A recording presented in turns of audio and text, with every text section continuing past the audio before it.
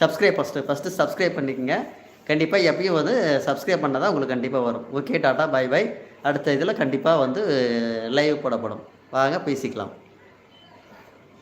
நீ இல்லைன்ட்டே இருறா. சிவசங்கர் பாபா, உனக்கு நீ இல்லைன்னு போனேன்னா கடைசியாக உனக்கு ஒன்றுமே இல்லாமல் போயிடும். அது வேணால் உண்மை தான். நான் அடித்து சொல்லுவேன். என்றைக்குமே இருக்குதுன்னு தான் நினைக்கணும். இல்லைன்னுலாம் நினைக்கவே கூடாது. இன்றைக்கி சாதாரணமாக ஒரு மேட்ரு நான் சொல்லட்டுமா? என்னுடைய அந்த ராட்டையில் வந்து 1.5 HP மோட்ரு. இப்போ வந்து எனக்கு 10,000 வார்ப்பு கொடுத்துட்டாங்க, 60 சேலை. இப்போ இத்தனை மாதமாக வந்து அந்த ராட்டையில் அந்த 10,000 ஏற்றவே இல்லை.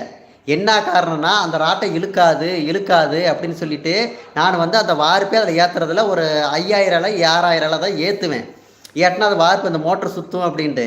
இன்றைக்கி 2-3 நாளாக இந்த ஐயா வந்து எது நடக்கும், இது உறுதியாக இருக்குன்னு சொல்லு, அப்படி பண்ணோம் நினைக்கும் அப்படின்னு சொல்லி அப்படின்னாங்க. இன்றைக்கி வந்து எங்கள் வீட்டில் வந்து ஐயோ இந்த வார்ப்பு காலிப்படி என்ன நாளைக்கு காத்தால கொடுக்கறது அப்படின்னு சொன்னாங்க. நீ அந்த ராட்டையில் ஏற்று, அது இழுக்கும், எனக்கு நம்பிக்கை இருக்குது, அது இழுக்கும், நீ ஏற்று பண்ணையிறப்பி நம்ம போட்டுடலாம் அப்படின்னு. இப்போ அதே மாதிரி அந்த வார்ப்பை ஏற்றி பண்ணையிறப்பியாச்சு. இப்போ 4 சேலையும் சுற்றிவிட்டு இழுக்குது.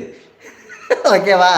அது என்ன காரணம்? நாம் வந்து மூட நம்பிக்கையாக அது இழுக்காதுன்னு சொல்லிக்கிட்டு இருந்தோம்.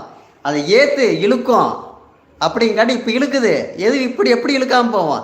இத்தனை வருஷமாக நான் ஒரு 10 வருஷமாக அந்த ராட்டை வந்து இழுக்காதுன்னு நினச்சிட்டு கிடந்தேன். இன்றைக்கி வந்து அது வந்து இழுக்கும் அப்படிங்கிற மாதிரி எனக்கு தோணுச்சு. ஆனால் இப்போ என் ராட்டை இழுக்குது, இப்போ ஓடிக்கிட்டு தான் இருக்குது. ஏன் காரணம்? எனக்கு இவர் ஒரு சொல்லுவார், எதுவும் இல்லைன்னு சொல்லாத, அது பண்டாது, இது பண்டாது அப்படிங்காத, அது